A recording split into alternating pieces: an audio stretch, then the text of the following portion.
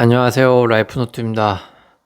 오늘은 인생을 살아가면서 연령대별로 가장 후회하는 선택과 저지르지 말아야 하는 실수들에 대한 이야기를 조금 해보려고 합니다. 이런 실수만 인생에서 저지르지 않아도 인생은 조금 평탄해지지 않을까라는 생각을 하는데요. 여러분들은 인생에서 가장 비싼 수업료는 어느 나이에 낸다고 생각을 하시나요? 많은 분들이 20대라고 생각을 합니다. 왜냐하면 20대 때는 어리석어서라고 생각을 하기 때문이죠. 그런데 실제 데이터를 보면 얘기가 조금 다릅니다. 법원 통계에 따르면 채무 총액이 가장 낮은 연령대는 오히려 20대이고요. 가장 높은 연령대가 50대라고 합니다. 즉, 인생에서 가장 큰 재정적인 구멍은 20대가 아니라 40에서 50대에 뚫린다는 겁니다. 오늘 이야기는 이 착각을 깨는 영상이 될 것 같은데요. 각 연령대가 그 시기에만 저지르는 최악의 선택이 무엇인지, 왜 그 나이에 특히 그 실수를 하게 되는지, 그리고 그 패턴을 미리 알 수 있다면 어떻게 피할 수 있는지에 대한 이야기를 조금 해보려고 합니다. 여러분이 지금 몇 살이든 내가 지금 그 실수를 하고 있는 건 아닐까라는 좀 돌이켜보는 계기가 되었으면 좋겠고요. 인생은 젊었을 때보다 나이 들면서 더 조심해야 된다는 건 사실이니까요. 소중한 여러분들과 저의 인생을 응원하고 낭비하지 않았으면 하는 마음에서 한번 이야기를 시작해 보도록 하겠습니다. 연령별로 알아보는 인생 최악의 실수. 먼저 20대부터 얘기를 해보면요. 20대 최악의 선택은 가난이 아닙니다. 가난을 못 견디고 지름길을 찾는 게 문제죠. 최근 흐름을 보면 2030 세대의 개인회생, 파산 신청이 늘고 있는데 그 배경이 흥미롭습니다. 전문가들은 사회 초년생들이 사회생활을 시작한 뒤 무리한 대출을 받아 가상자산이나 온라인 도박에 뛰어들면서 빚이 눈덩이처럼 커지는 경우가 늘고 있다고 분석하는데요. 소액 대출로 시작했다가 사금융의 늪에 빠지는 사례도 흔하다고 지적을 합니다. 여기서 핵심은 돈이 없어서가 아니라 평균 속도를 못 견뎌서이죠. 20대는 SNS로 남의 인생 하이라이트를 실시간으로 보는 첫 세대죠. 동창이 코인으로 얼마를 벌었다는 이야기, 누가 스톡 옵션으로 퇴사했다는 얘기가 24시간 피드에 뜨기도 합니다. 이 정보 환경에서 천천히 모으자라는 선택은 심리적으로 거의 불가능에 가깝죠. 그런데 역사적인 게 법원 데이터를 보면 20대 채무자의 부채 총액 자체는 오히려 다른 연령대보다 작고요. 최근 몇 년간은 계속 줄어드는 추세라고 합니다. 즉 20대의 가장 큰 문제는 부채의 크기가 아니라 부채의 질이죠. 학자금이나 전세자금처럼 회복 가능한 빚이 아니라 도박성 투자로 인한 빚은 심리적으로 갚을 의지 자체를 무너뜨린다라는 것을 잘 생각해 봐야 할 것 같습니다. 20대의 진짜 최악의 선택은 작은 실패를 인정하지 않고 그걸 되돌리려고 더 큰 도박을 거는 것이죠. 첫 손실은 회복 가능하지만 그 손실을 만회하려는 두 번째 도박은 회복 불가능한 구조로 이어지는 경우가 많다는 것을 아셔야 합니다. 다음은 30대입니다.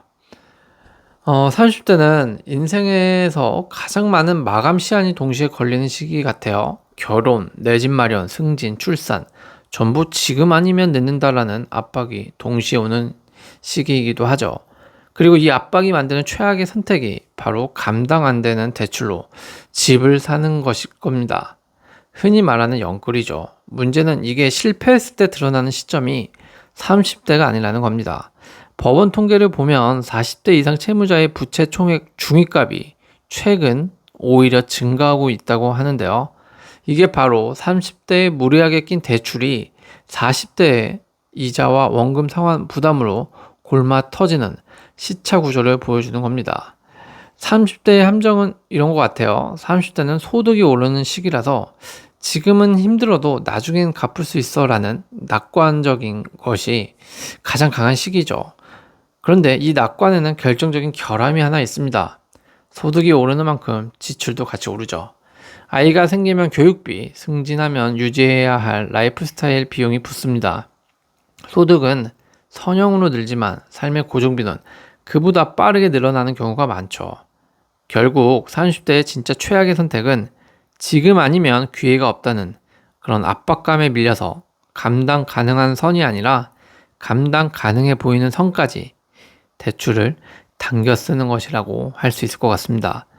그리고 그 청구서는 반드시 40대에 도착한다는 것을 미리 알고 있어야 대비할 수 있다는 점을 꼭 명심하시기 바랍니다. 이젠 40대인데요. 40대는 데이터상 사실 가장 위험한 나이입니다. 앞서 말했듯이 부채 총액이 이미 40대부터 커지기 시작하는데 동시에 월 수입도 이 시기에 가장 높습니다. 돈을 가장 많이 버는 시기와 가장 많이 빚지는 시기가 겹치는 거죠. 왜일까요? 바로 이 시기에 제2의 도약을 시도하는 사람이 가장 많기 때문입니다. 퇴직을 대비한 창업, 무리한 사업 확장, 노후 준비를 급하게 만회하려는 공격적인 투자. 이런 게 40대 최악의 선택이죠. 여유 자금이 아니라 마지노선 자금으로 승부를 걸기 때문입니다. 40대는 이상한 확신에 빠지기 쉬운 나이죠. 20년간 쌓은 경력과 인맥이 있으니까 나는 잘 알고 있다라는 어떤 자신감이 최고조에 달합니다. 그런데 정작 시장은 그 경험을 배신할 때가 많죠.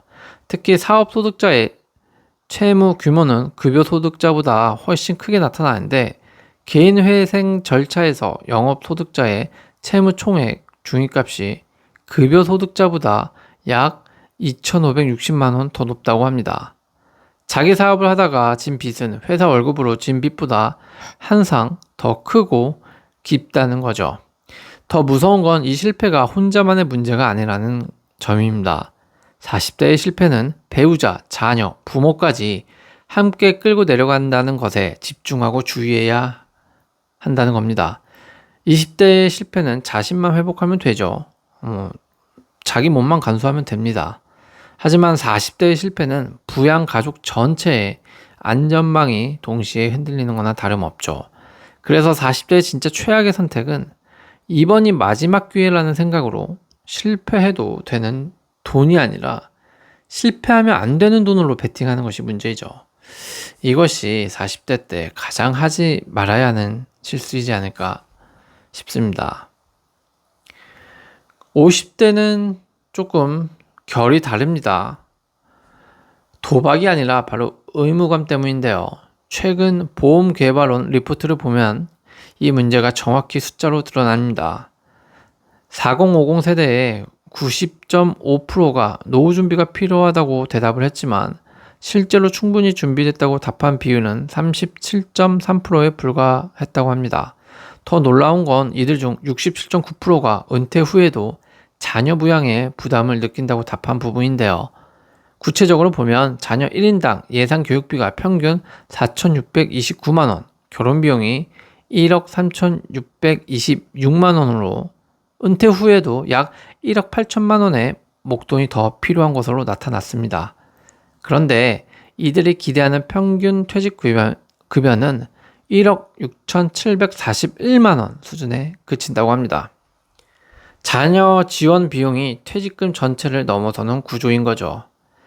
50대의 최악의 선택은 바로 이 지점에서 나옵니다. 자신의 노후 자금과 자녀의 결혼, 주거 자금을 분리하지 못하는 것이죠.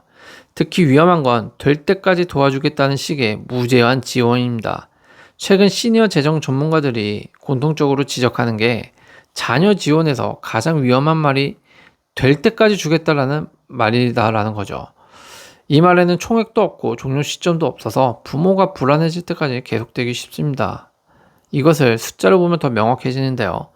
국민연금 평균 수급액만으로는 1인 가구 최소 생활비에도 매달 약 124만 원이 부족한데 여기에 자녀 지원 월 50만 원이 붙으면 부족분이 월 174만 원, 연간 2천만 원으로 조금 커진다고 합니다.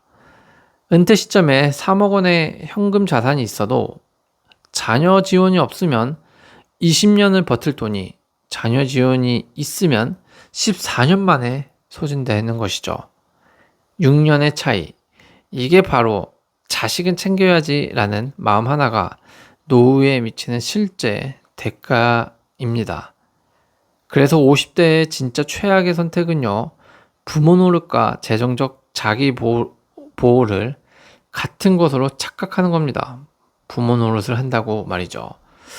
그런데 진짜 부모 노릇은 자녀를 무한히 지원하는 게 아니라 자신이 자녀에게 짐이 되지 않을 최소한의 자립 기반을 지키는 것이라고 저는 생각을 합니다. 마지막 연령대 60대는요, 조금 다른 종류의 함정인데요. 판단력이 아니라 이거는 경계심에서 시작이 되는 실수인 것 같아요. 보이스피싱 데이터를 보면 이 흐름이 좀 뚜렷합니다. 60대 이상의 보이스피싱 비율은 2020년 16%에서 2020년에 16%에서 2022년에는 20%, 4%가 올랐고요. 그리고 2024년 25%를 거쳐 25년 상반기에는 30%까지 뛰었다고 합니다. 전체 피해 건수는 줄어드는데 60대 이상 피해만 계속 늘어난다는 게 핵심이죠. 50대 이상이 보이스피싱 피해자 중 차지하는 비중도 32%에서 2025년 1분기 53%까지 절반을 넘어섰다고 합니다. 왜 유독 이 세대가 좀 표적이 될까요? 경찰은 디지털 기기 사용에 익숙하지 않으면서도 자산은 상대적으로 많은 중장년, 고령층을 노린 범죄가 급증했다고 분석을 합니다. 그리고 범죄 수법 자체도 진화했죠. 예전엔 대출을 미끼로 접근했지만 최근엔 검찰이나 금융감독원 같은 공식력 있는 기관을 사칭하는 수법이 4배 가까이 늘었다고 합니다. 그러니까 내가 속을 리 없다라는 확신이 가장 강한 세대에게 가장 정교한 사칭 범죄가 집중되는 역설적인 상황이 된 것이죠. 여기에는 좀 함정이 하나 더 있습니다. 60대 이상은 평생 돈은 스스로 해야 한다라는 자부심으로 살아온 세대입니다. 근데 이 자부심이 오히려 취약점이 되는 거죠. 은퇴 세대의 경우 생활비를 본인이나 배우자가 직접 마련한다는 비율이 79.7%로 자녀나 친척에게 의존하는 비율은 10.3%에 그친다고 합니다. 즉, 이 세대들은 이미 내 돈은 내가 지킨다라는 독립성이 매우 강한데 바로 그 독립성 때문에 그 누군가에게 확인받거나 상의하는 습관이 약한 거죠. 사기범들은 정확히 이 지점을 파고든 겁니다. 60대 이후의 진짜 최악의 선택은 나는 속을 사람이 아니다라는 확신 때문에 큰 돈이 걸린 결정을 아무와도 상의하지 않고 혼자 처리하는 것이라고 정리해 볼 수 있을 것 같아요. 지금까지 본 5가지 실수를 자세히 보면요. 사실 표면적인 모습은 완전히 다릅니다. 도박, 대출, 사업 실패, 과도한 자녀 지원, 보이스피싱. 그런데 이 5개를 관통하는 공통된 하나의 뿌리가 있습니다. 이번 판단은 확인이 필요 없다라는 믿음이 있는 거죠. 20대는 시장을 확인하지 않고 베팅한다고 했습니다. 30대는 상환 능력을 확인하지 않고 대출을 받는다고 했죠. 40대는 실패 가능성을 확인하지 않고 승부를 겁니다. 50대는요, 자신의 노후 자금 한계를 확인하지 않고 자녀를 무한히 지원합니다. 60대는 상대방의 신원을 확인하지 않고 돈을 보내기까지 하죠. 각 연령대는 그 나이 특유의 자신감을 가지고 있습니다. 20대는 젊음이 주는 무모함, 30대는 마감 시한이 주는 절박함, 40대는 경력이 주는 과신, 50대는 부모라는 역할이 주는 책임감, 60대는 인생 경험이 주는 확신이죠. 이 자신감들은 전부 그 자체로 좋은 것들입니다. 문제는 이 자신감이 그러니 검증 절차를 건너뛰어도 된다로 바뀌는 순간이 가장 문제이죠. 그래서 오늘 이야기에서는 좀 여러분이 가져갔으면 하는 질문 딱 한 가지가 있습니다. 지금 여러분이 내리려는 그 결정, 누군가에게 한번 확인해 보셨나요? 라는 질문인데요. 돈이 걸린 결정에서 확인 절차를 하나 더 넣는 것, 그게 이 5개의 선택을 동시에 피하는 유일한 방법일지 모른다는 생각을 합니다. 꼭 확인해서 나쁜 거는 없으니까요. 돈 드는 것도 아니고요. 인생의 최악의 실수를 하지 않기 위한 확인을 한 번씩은 해보시길 바랍니다. 오늘 이야기는 여기까지고요. 오늘도 여러분의 하루를 응원하겠습니다. 시청해주셔서 감사합니다.